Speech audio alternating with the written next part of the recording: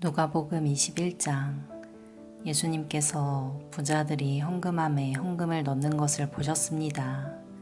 또 가난한 과부가 렙돈 동전 2개를 넣는 것을 보셨습니다. 예수님께서 말씀하셨습니다. 내가 진정으로 너희에게 말한다. 이 가난한 과부가 그 누구보다도 더 많은 헌금을 하였다. 이 사람들은 다 넉넉한 가운데서 헌금을 드렸다. 그러나 이 여자는 매우 가난한 가운데서 가지고 있는 생활비 전부를 드렸다. 몇몇 사람이 성전에 대해 아름다운 돌과 헌금으로 꾸며졌다고 이야기하였습니다. 그러자 예수님께서 말씀하셨습니다.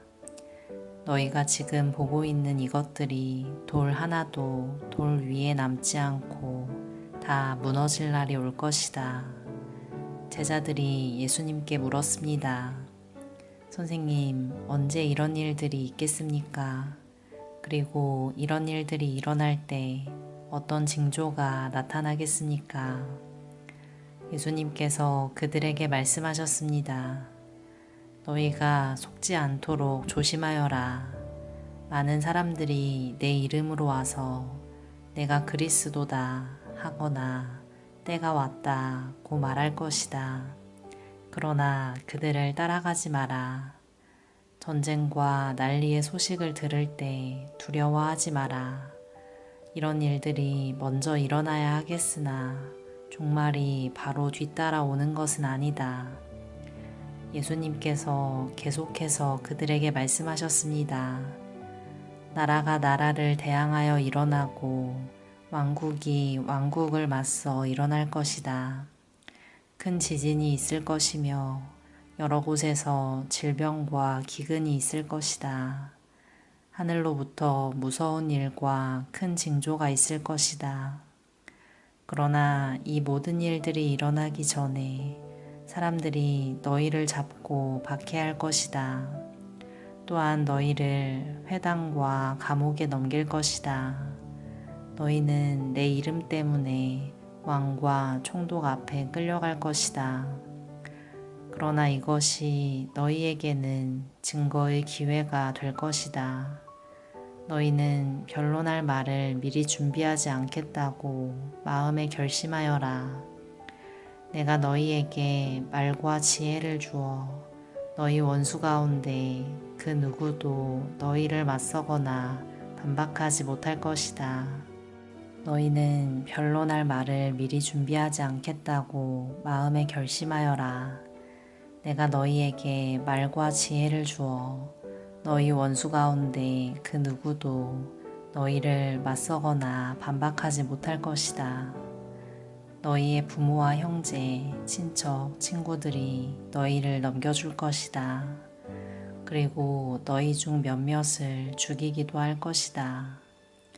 너희는 내 이름 때문에 모두에게 미움을 받을 것이다. 그러나 너희 머리카락 하나도 다치지 않을 것이다. 너희는 인내함으로 생명을 얻을 것이다. 예루살렘이 군대에 포위당한 것을 보면 예루살렘의 파괴가 곧 다가왔다는 것을 깨달아라. 그때 유대에 있는 사람들은 산으로 도망하여라. 예루살렘 안에 있는 사람들은 빨리 빠져나가거라. 시골에 있는 사람들은 예루살렘 안으로 들어가지 마라. 그것은 이 날이 바로 징벌의 날이기 때문이다. 기록된 모든 것이 이루어질 것이다.